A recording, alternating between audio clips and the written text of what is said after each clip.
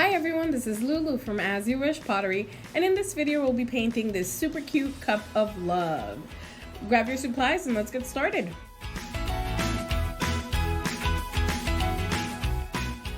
Alright, so to begin, we're going to mix some in the pink and polar bear to create a lighter colored pink. I still want it to be as bright as the original, but I just want it to be a little bit of a lighter tone. So I'm just mixing it with the polar bear, and then I'll paint the background of my mug using about 1 to 2 coats of that lighter pink color.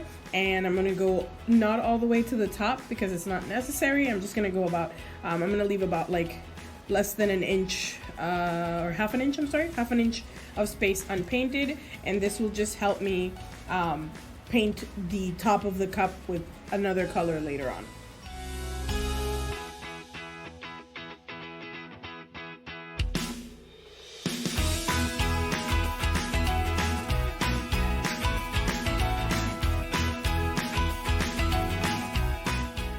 Okay, so you'll also see that as I was painting one side of the cup, I realized that like my paint was a little too thick, so I dipped my brush in water a little bit and try to pick up some more of the paint. That just helps it spread a little bit better. Sometimes I feel like when it's just bare paint, it kind of gets soaked by the pottery so fast that I don't have time to be able to spread it. So whenever you see me dip my brush in water, it's just that I'm trying to loosen up that paint a little bit, so that way it goes a little bit of a longer way for me, so it spreads a little bit easier, and so I can coat everything just as I want it to coat.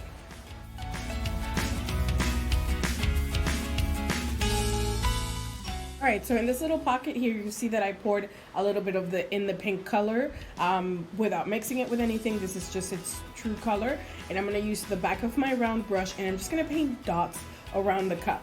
I'm going to do it on the handle, I'm going to do it up or down on the cup. It doesn't really matter. I'm just trying to cover the background of the cup with a few random dots. Leave them spaced, try not to do them all clumped together because we just want them to cover the area subtly. So don't paint them all in the same space. And then I'll show you too how that looks once I'm done with all the dots that you see here. I'll give a little quick round of the mug so you can kind of see it.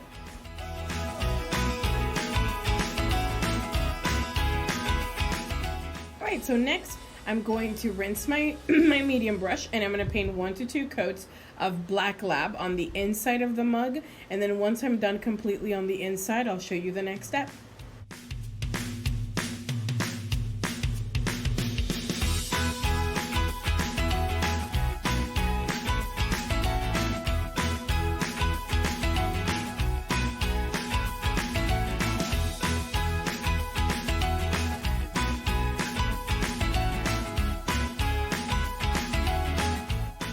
Okay, so even though there's many ways to paint the inside of a mug, I like to go in on it in a circle form, like so I'm just painting in a circle and then I'm building up as I go.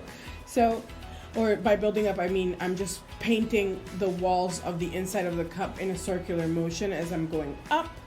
The idea for this is just that I like the texture that creates, or the look that it creates after it's fired. So instead of my brush strokes just being up and down on the inside of the mug, they're actually in a swirl, so it kind of looks really cool after it's fired and after you see the piece later on.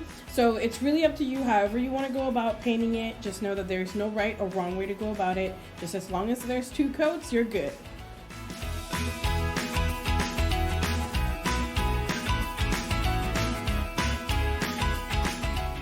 Alright, so here I'm painting the rim of my cup, and I'm going to be now painting some kind of, I call them like a little swoopy scallops, right? It's just going to be that wavy part of the mug you see on the picture, right?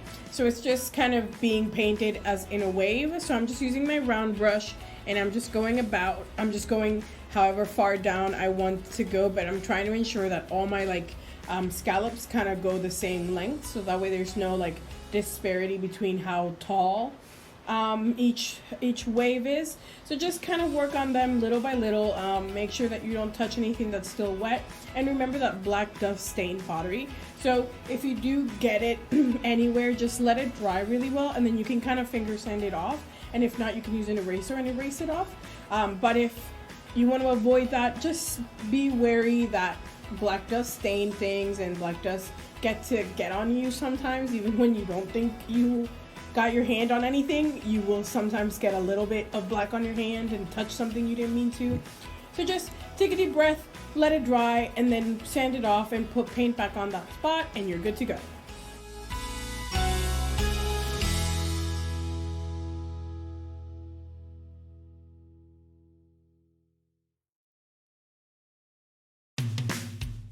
You can kind of already see the shapes being built here. Keep in mind though, I apologize that it's kind of towards me, so it's kind of hard to see, but all I'm doing is just making sure that nothing's too lower or higher than it needs to be. So I'm also going through and correcting if I need to, so I'm making sure that they're all the same length. I'm making sure that it's a cohesive wave, you know, so there's some parts that go up, some parts that go down, that kind of thing. So just think of them as scallops, and then just add a little bit of a wave to them as you go. And all I'm doing is just making sure that the same amount of coats are out on the outside as well, because I am trying to cover the pink underneath. And with black, it's really easy, but I'm just making sure it all looks cohesive.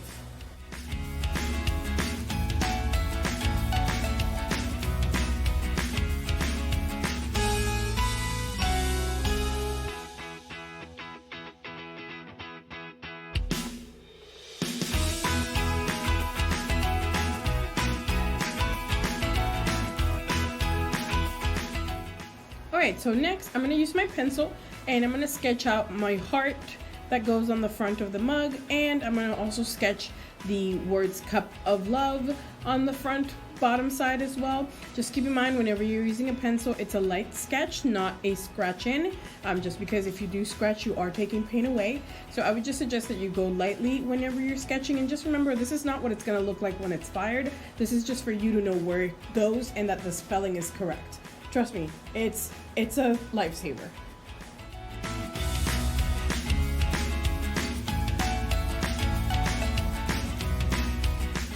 Alrighty, so next I'm going to fill in my heart with about 2 coats of Rockin' Red, and I'm using the detail brush just because I want to make sure that my heart is built in a cute, funky way.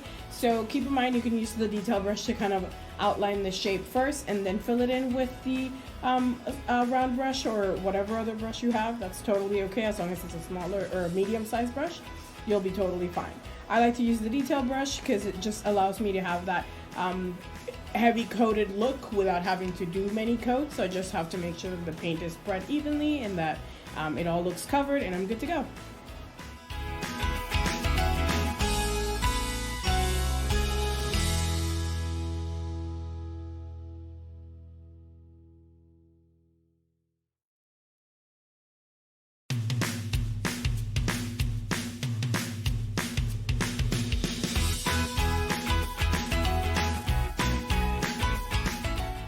Alright, so next I'm going to use my detail brush, and I'm going to go over all the lettering that I sketched earlier. I'm using the detail brush and Black Lab. Remember that whenever you are doing any type of detailing or writing with a detail brush, you want to make sure that your brush is not heavy loaded, that way you have as much control of your paint as possible.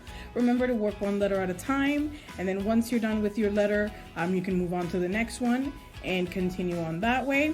Remember to make sure that your hands are steadily holding the cup, so that way the lettering comes out as steady as possible, and so you feel you have some support while you're doing all that intricate stuff.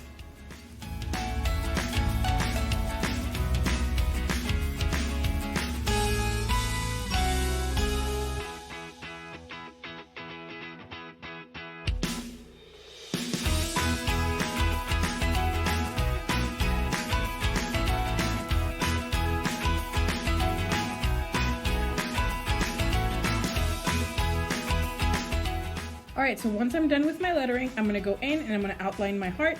I'm gonna do some fun little stitches on it, so you're more than welcome to follow along or do your own thing, or just outline the piece as you see fit. I'm also going to add some random little dots, and these are just little embellishes or accents to the spots that I am outlining.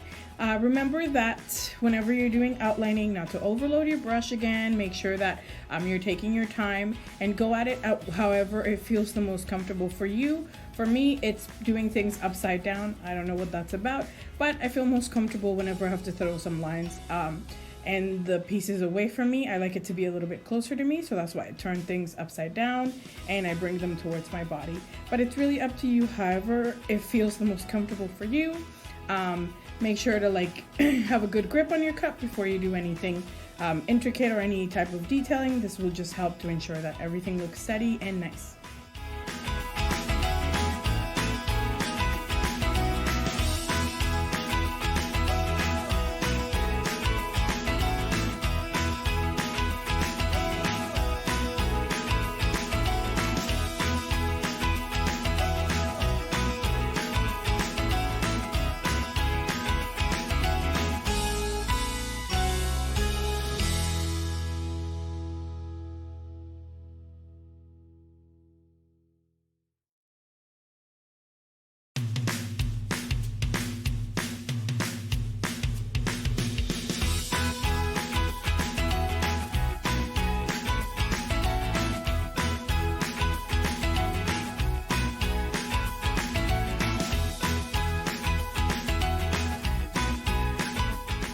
Alrighty, so the last thing I'm going to do on my cup is I'm going to use some polar bear and Q-tips, and I'm going to just paint dots around the scalloped outside part of the mug and a little bit on the inside. I'm going to try not to go too low on the inside just because it gets a little harder to paint things inside of a mug. So I'm just only going to go as far as pretty much the outside ones are. So you see I'm doing all the outside dots first. I'm holding my cup from the inside, so just be aware, make sure that your cup is dry before you do this part, at least the part that's black, right? And then once you're done on the outside, go ahead and do some on the inside. And just keep in mind, there's sometimes it's kind of a little trickier sometimes to do them with the Q-tip, so I like to also use the back of a pencil that has not been used, so it's a completely new eraser, and this just helps me get better circles. And some of them I might have used my finger for, just in case it was at a weird angle and I couldn't get the angle of I couldn't get the pencil to move to the same angle. I just use my finger and just kind of do a quick little tap on the surface to create that little circle, or to shape it a little bit more of like a circle, and then that's it. After you're done on the inside, and you've done as many dots as you like to do, you're pretty much done.